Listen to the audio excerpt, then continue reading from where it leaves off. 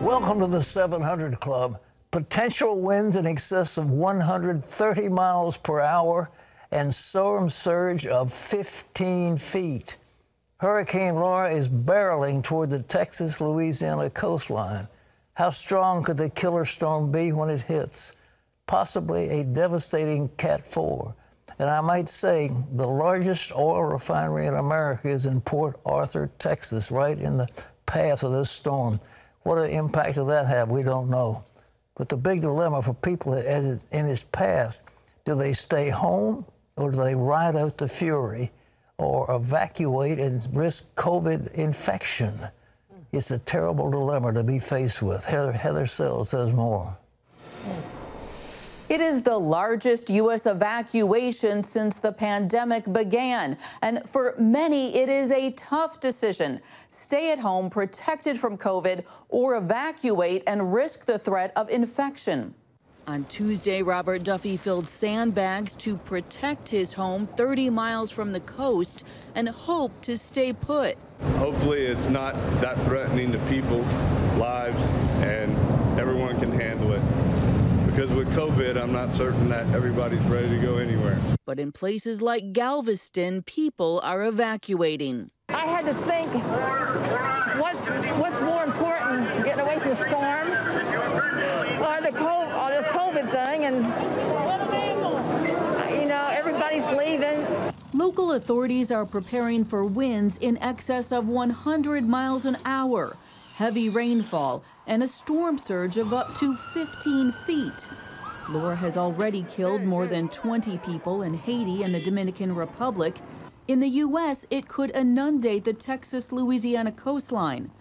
CBN News contributor Chuck Holton is standing by in Lake Charles, Louisiana. Right where I'm standing on the shore of Lake Charles is ground zero for this storm, as the track shows right now. So by this time tomorrow, where I'm standing could be under maybe 14 feet of water.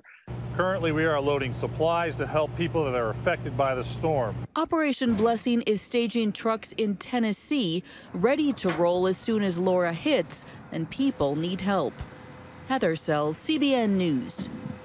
It's a devastating thing. I visited right after Katrina, and I remember there wasn't a bird singing. It was so eerie of the quiet that was there because everything had blown out and everything was devastated. It was just horrible to see. So please pray for those people in the Gulf. And if you're in that area, get out of that place as quick as you can. You don't want to be having what happened in Katrina. But we are there with Operation Blessing. We have people standing by in Bristol, Tennessee. We've got trucks ready to roll. We don't go in there.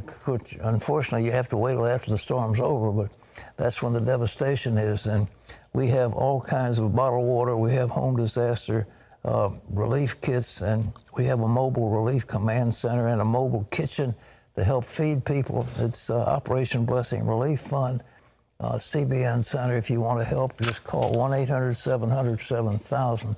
We'd love to hear from you, and we just ask for prayer. But for those people in the Gulf, if you're watching this program, please get out. Don't stay. The storm surge is going to go for miles inland. It's going to be underwater 5 feet. I mean, they say the size of New England that would be underwater. I mean, it's just unbelievable when that storm surge hits. It goes way, way inland because of all the rain and the water. Well, we mentioned this yesterday, and I say it again. I don't know what is wrong with the police, but these guys have weapons, and you want the police to be armed, but this stuff that goes on is just outrageous. They've got to stop shooting people. They've got to be trained. They have to be taught about how to use weapons, and they have to know there'll be swift,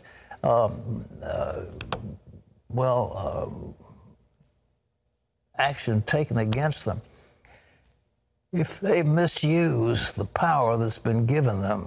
But the protests in Wisconsin have turned deadly overnight, and is vigilante violence to blame? John Jessup has more on that story from our bureau in Washington. Here's John. Thanks, Pat. 2 people are dead and 1 other wounded after shooting broke out during violent protests in Kenosha, Wisconsin last night. Sheriff David Beth says armed vigilantes have been patrolling the streets, but he's not certain if the shooter is one of them. He predicted the gunman would soon be in custody. The gunfire reportedly began when protesters clashed with armed men protecting a gas station. The situation quickly turned chaotic and more shots were fired.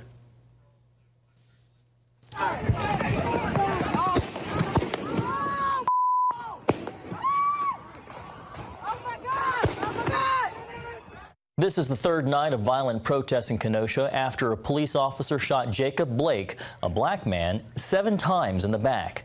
Blake's family attorney says he's paralyzed from the waist down, and his mother had a message for both the protesters and the police. If Jacob knew what was going on as far as that goes, the violence and the destruction, he would be very unpleased. To all of the police officers, I'm praying for you and your families.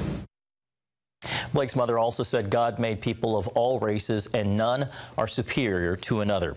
Well, faith and the future took center stage at the Republican National Convention last night, including a surprise pardon for a bank robber who turned his life around thanks to his faith in God, and a naturalization ceremony for many new citizens. CBN White House correspondent Ben Kennedy reports. Land of Opportunity was Tuesday night's theme as speakers touted President Trump's criminal justice reform, strong economy, and religious freedom. We hold these truths to be self-evident. Day 2 of the unconventional RNC kicked off with a focus on faith. To all houses of worship and to all people of faith stripped of our religious freedoms and religious liberties, my Father will fight for you. We believe that each person is made by God for a purpose. President Trump says that's one reason he pushed for criminal justice reform as he pardoned John Ponder. Ponder, a convicted bank robber, turned his life around and founded a nonprofit organization that helps former inmates. And as I laid on that stainless steel cell, shackled by my hands and my feet, I heard God utter into my spirit, "My son, I honored what you asked me to do." He said, "Never forget the promise that you made to me." Reverend Billy Graham's granddaughter made a surprise appearance to thank the president for his continued fight for religious freedom. Our founders did not envision a quiet, hidden faith. They fought to ensure that the voices of faith were always welcomed, not silenced, not bullied. Nicholas Sandman says he was bullied by news outlets for their coverage of a confrontation between him and a Native American man at the Lincoln Memorial. Abby Johnson pushed back on Planned Parenthood and quit as a clinic director to become one of America's most outspoken pro-life activists. I've been the perpetrator to these babies, to these women, and I now support President Trump because he has done more for the unborn than any other president. I hereby declare an oath. Trump hosted a naturalization ceremony for 5 people to highlight legal immigration. You followed the rules, you obeyed the laws, you learned your history, embraced our values, and proved yourselves to be men and women of the highest integrity. It's not so easy. You went through a lot, and we appreciate you being here with us today. And Secretary of State Mike Pompeo broke tradition with a personal convention appearance from Jerusalem. The president, too, moved the U.S. Embassy to this very city of God, Jerusalem, the rightful capital of the Jewish homeland. And just 2 weeks ago, the president brokered a historic peace deal between Israel and the United Arab Emirates. Ladies and gentlemen, please welcome the First Lady of the United States. First Lady Melania Trump wrapped up the night from the renovated Rose Garden. The past 3.5 years have been unforgettable. There are no words to describe how honored, humbled, and fortunate I am to serve our nation as your First Lady. In addition to expressing compassion for COVID victims and calling for greater attention to opioid addiction, she spoke on racial division and the spike in violence nationwide. I also ask people to stop the violence and looting being done in the name of justice, and never make assumptions based on the color of a person's skin. And looking ahead, Vice President Mike Pence will headline Night 3 of the RNC convention alongside advisor and former campaign manager Kellyanne Conway, who helped Trump win the White House back in 2016. Ben Kennedy, CBN News. Thank you, Ben. Pat, back to you. I think the Republicans are doing a fabulous job. I mean, the production is beautiful and the speeches are very inspiring. It puts the Democrats in shame. But I was amazed. I flipping the dial. You know, before, ABC was totally in the tank for the Democrats. I mean, every word was put out there. No comment, no criticism whatsoever, put out as gospel truth. The CBS last night had a forum where they did nothing but attack Trump and the Republicans. It was unbelievable. I mean, there was supposed to be a balanced forum. They had a former chief of staff on to talk about it, who'd been the RNC chair, but he really wasn't able to say much. But the fact that a whole network is just going after the president instead of going along and saying, okay, that's their convention, here's what they had to say. Criticism. It was unbelievable. Did you see any of that? Well, I saw the coverage, but I don't understand why the Democrats aren't talking about the riots. They're completely ignoring what's happening to the destruction of our country. Well, that's going to win the thing for law and order. The numbers of killings in our cities is just monumental. And as we, quote, defund the police, you look at rioting in city after city after city, and the Democrats, you're exactly right. They never said a word in their convention. Not once did they mention this particular thing, and it's uppermost on people's minds right now.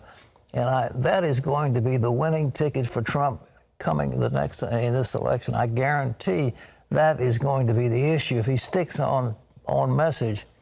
Now, in California, something unbelievable is happening. You just can't believe, you know, how crazy can a nation, can a state get? John, talk about it.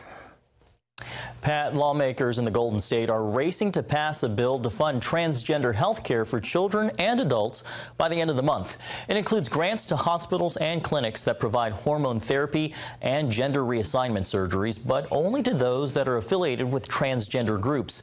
Some doctors are concerned about the medical risks to children, which include infertility, as well as taking control of the treatment away from healthcare professionals. Dr. James Grisalia, the California State Director of the American Academy of Medical Ethics, told CBN News what he views is at stake. It sets up a state fund to pay for sex change hormones and sex change operations for children. This bill takes away treatment control from doctors and psychologists and gives that control to advocates that have a trans agenda. And the 2020 California legislative session concludes at the end of this month. Pat? Ladies and gentlemen, this is the most awful thing, that you're going to give hormone therapy to a little child who doesn't really know whether he's supposed to wear a dress or a suit. I mean, it's just too early, and they're talking about sex change and hormones. I mean, this is crazy. These people could be infertile the rest of their lives. They may not be able to have children ever. What if in a few years they sort of wake up and they're like, oh my gosh, I had a sex change operation? Then you can't go back if you've had a sex change operation. Not if they do the stuff they're talking. If they do surgery and so forth. You're exactly right. There's no reversing it. It'd be devastating. I mean, it's a horrible thing. A little child make that decision. And they can only do it if they're involved with transgender. I mean, it's just insane. I mean, how nutty can human beings get? And yet God Almighty looks down from heaven and says, you're the people created in my image. You were made in the image of Almighty God. Why don't you act like it?